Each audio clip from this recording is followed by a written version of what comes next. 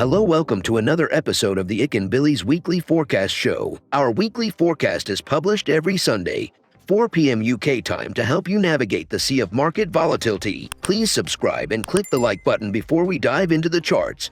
Right, start with the Aussie dollar. The Aussie dollar this week saw itself correct to the downside after an amazing up move in the last week of August, turning into the first week of September.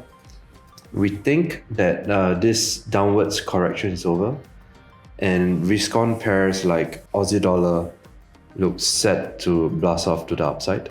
For the bull case, targets lie at 0.76 that we think might form another bout of consolidation before even more upside.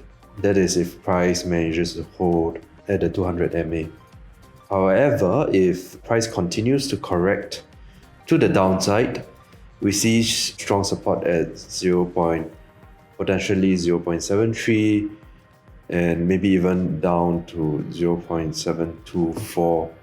Definitely looking to long Aussie dollar in the weeks and months to come. We've come to the end of the video. If you think our content is useful to you, please like, share, and subscribe. Our Discord channel is up and running, and it's the best place to stay current with our latest updates. See you there, or until next week.